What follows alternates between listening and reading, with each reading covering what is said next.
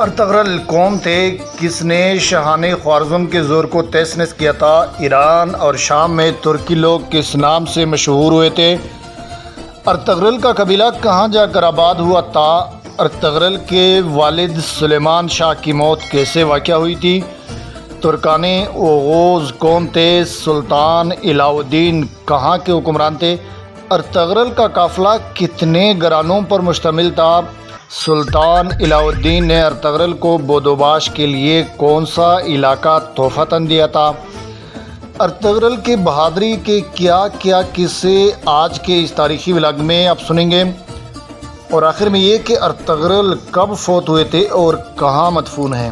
السلام علیکم، میں توسم جلالی اور آپ دیکھ رہے ہیں میرے یوٹیوب چینل تاریخ ناک۔ آج کے تاریخ ناک میں آپ کو مشہور بادشاہ جو کہ ترکی کے مشہور بادشاہ گزرے تھے اور جس کا ڈرامہ سیریل جو کہ مشہور زمانہ تھا، پاکستان میں شہرت کی بلندیوں کو چھو گئے تھے، ارطغرل، اس کے بارے میں آپ کو بتایا جائے گا اور اس کی تاریخ سے آپ کو روشناس کیا جائے گا۔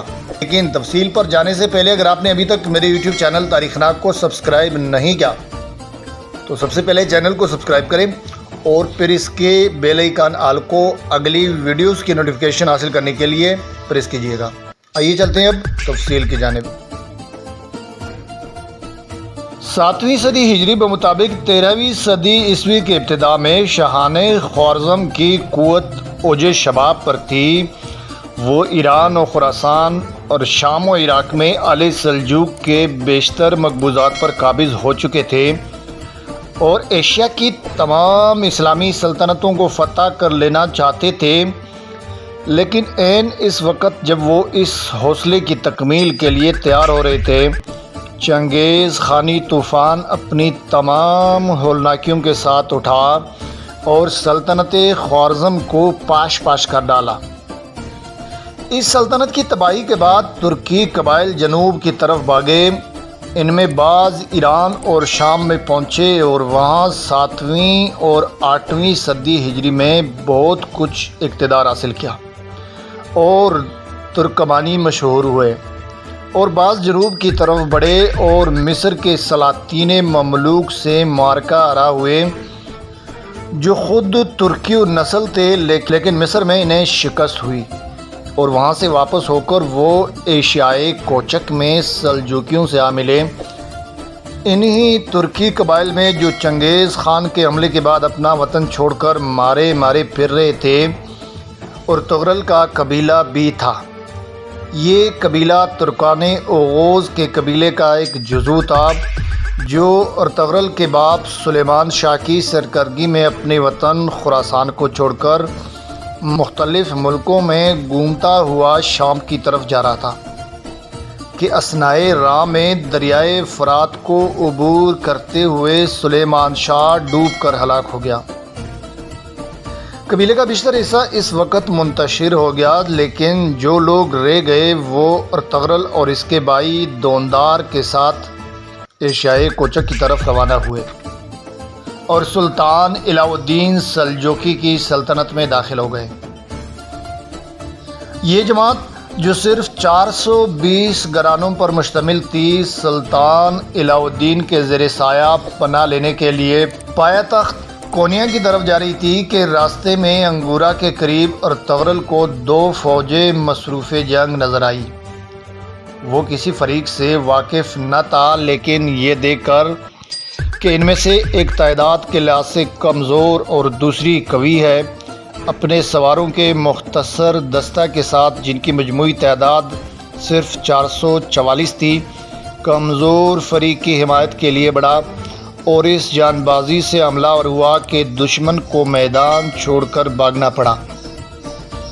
فتح حاصل کرنے کے بعد اس سے معلوم ہوا کہ جس فریق کی اس نے یوں بروقت مدد کی تھی وہ سلطان علاء الدین سلجوقی کی فوج تھی، جس سے تاتاریوں کی ایک بڑی فوج نے گھیر رکھا تھا۔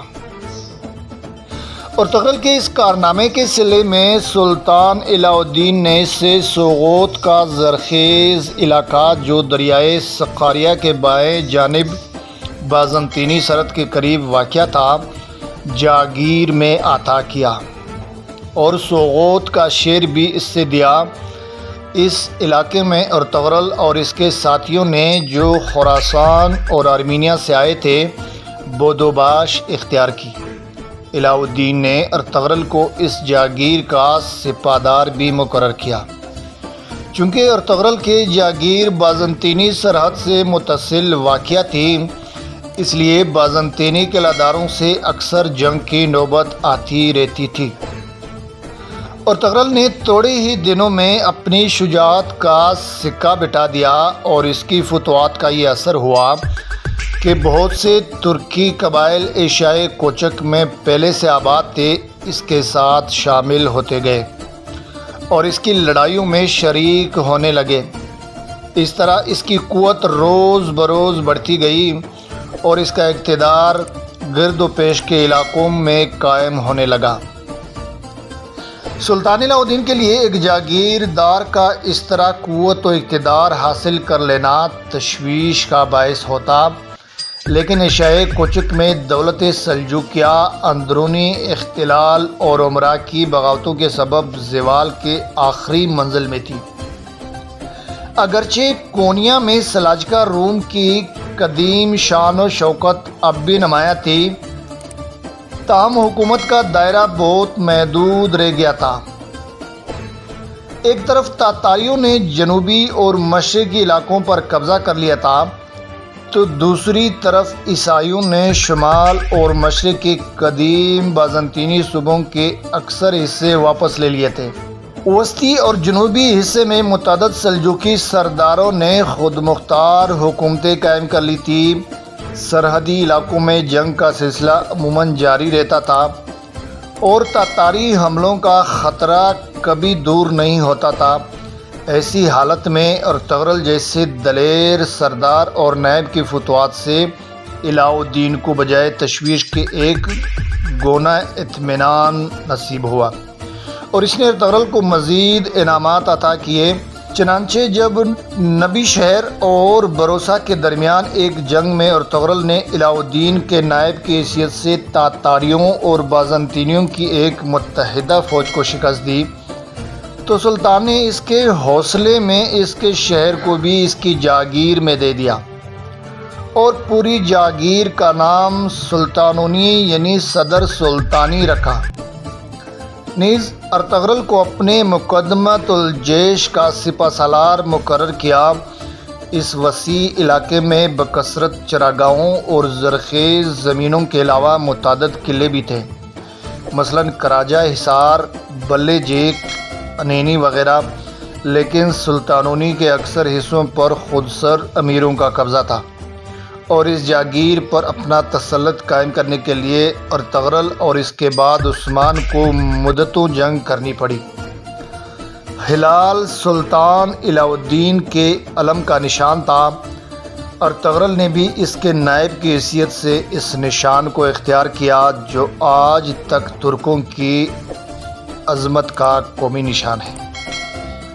687 ہجری بمطابق 1288 میں ارطغرل نے 90 سال کی عمر میں انتقال کیا اور سوغوت کے قریب دفن ہوا۔ یہ تھی آج کی تاریخی ولاگ جو کہ مشہور زمانہ ترکی ڈرامے ارطغرل کے اصلی کردار اور ارطغرل کے بارے میں معلومات پر مبنی تھا۔ آج کے لیے بس اتنا ہی۔ زندگی رہی تو ہماری اگلی ولاگ میں ارطغرل کے جانشین اس کے بیٹے عثمان اول کے بارے میں آپ کو روشناس کیا جائے گا۔ لیکن تب تک کے لیے اپنا بہت سارا خیال رکھیے گا اور مجھے دیجیے گا اجازت۔ اللہ حافظ، فی امان اللہ۔